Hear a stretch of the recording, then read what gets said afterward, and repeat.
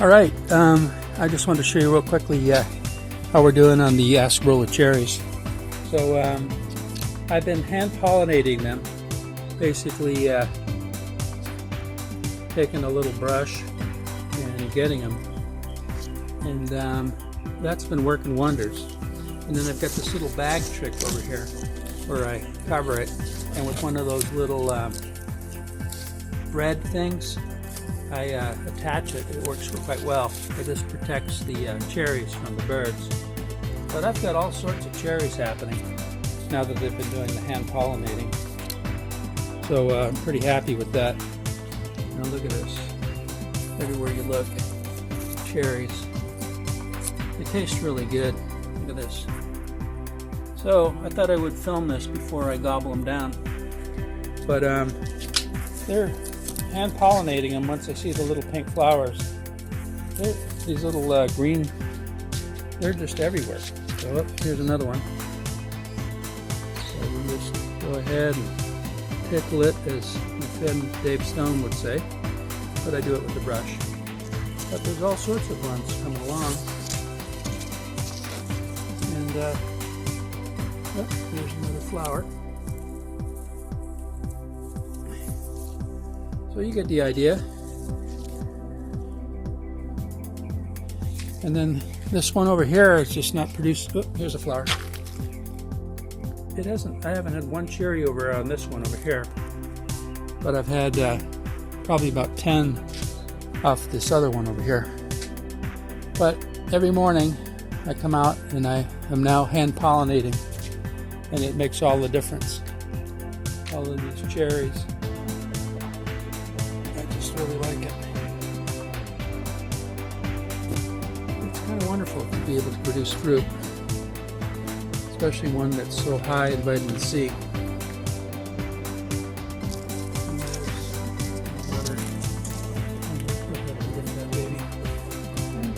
Like I say, they're everywhere, and they're happening. So, another little flower.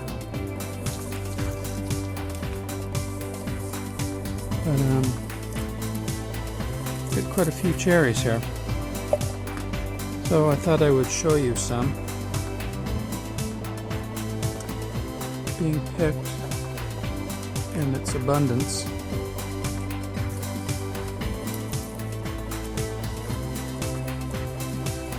Look at these.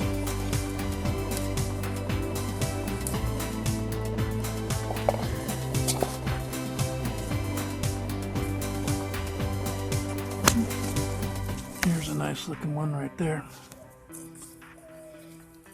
You know, this tree over here has all of these cherries on it.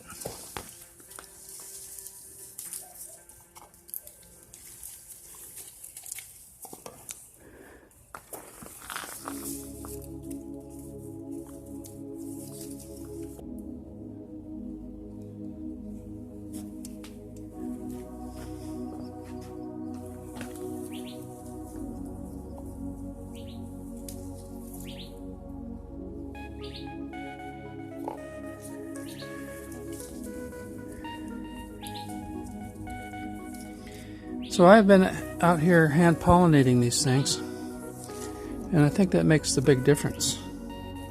But before you can hand pollinate them, you have to have flowers. So I've got all sorts of green ones in the process of,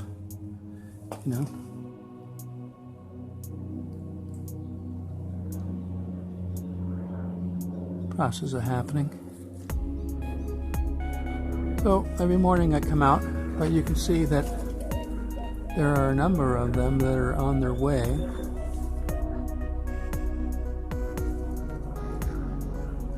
And every morning I hand pollinate and prepare for the new ones. There's a bunch of them down there happening.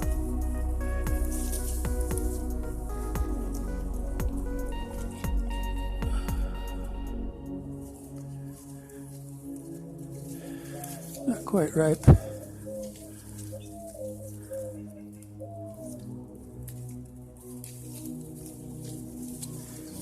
All right, So we got some for today. All right. Happy Saturday. I'm doing it a day early today because I got all my watering done yesterday. But here's what we've got. We've got a ton of Acerola cherry flowers. They're going nuts. And in the aggregate, that's a lot of cherries. And I had been doing some hand pollinating. Ooh, there's a nice one. See, now I can pick it early and put it in a little cup, and it will ripen further along with its friends. If I wait till oh, it's nice and big, isn't it? If I wait till they ripen on the vine completely, I compete with the birds. Of course, we love the birds, but at the same time, I also like the Acerola cherries. But right now, what I was trying to show you when it was in magnification is that there's a lot of flowers right now.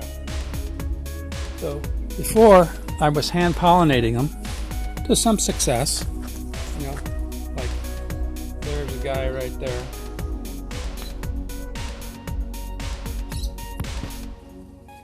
But I would like every one of these flowers to become a cherry. And toward that end, I had been hand pollinating them. And like I said, to some success. But I saw this one guy named Mark on Self-Sufficient Me. So this is like a complete ripoff of his idea. But what we're going to do is we're going to use an electric toothbrush. And I swear I bought this in the dollar store for like $1. It's like electric toothbrush, and it even comes with its own battery. So Dr. Fresh.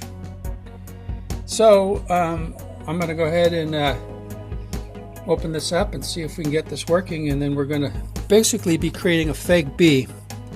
And what Mark said is you don't stick the bristles in there, and that's a little bit aggressive. What you do is you put it right next to the thing and you vibrate the heck out of it, like as a fake bee.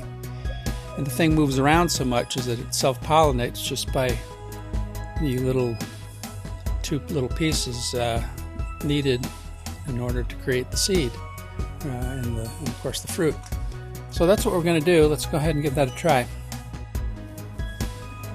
All right, I got it all together here, and when you open it up and you stick it in, whoops, like there's a little spring at the end, which of course would mean that that's the female. Put it in, and then you put this thing on top.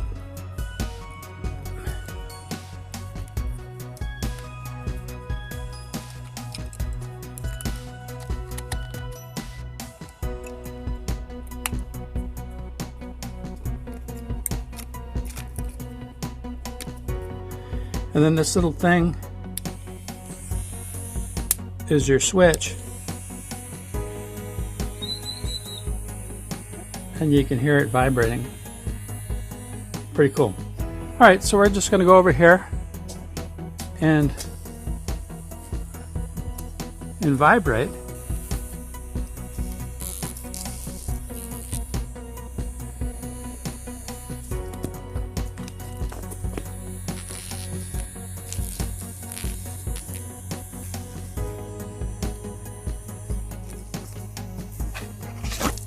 This is a lot of flowers.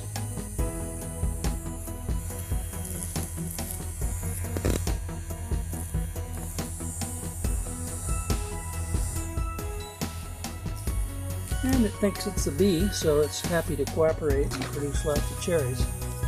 At least that's the hope.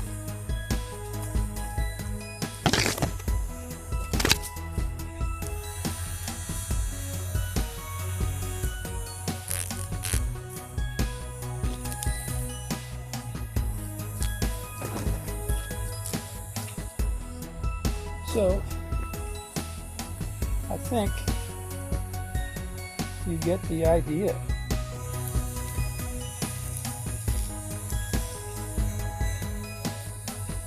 So So what Mark was doing was that he would be putting it right behind it and not necessarily sticking the brush in the middle of it.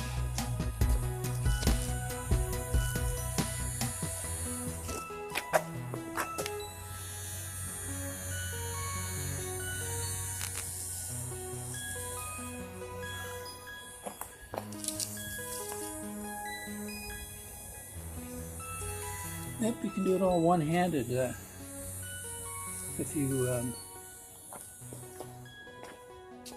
we can't forget this guy. I was bad wrapping this one for not producing flowers, and here it is that it is producing flowers. So I have to go ahead and nail this guy.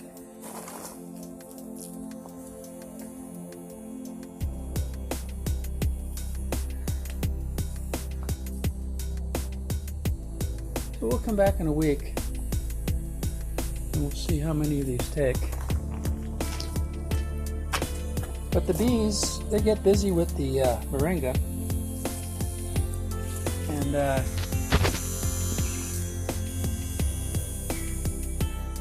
they're nowhere near as don't get anywhere near the number of cherries as there are flowers. So hopefully this electric toothbrush will help in that department.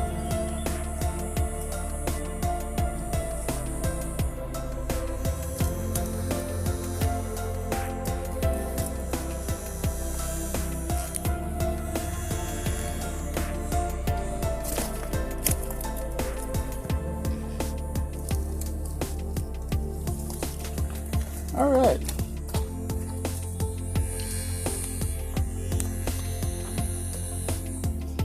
So that's it. We will turn it off now. See, there's a little bit of yellow there. And we'll save that for another day.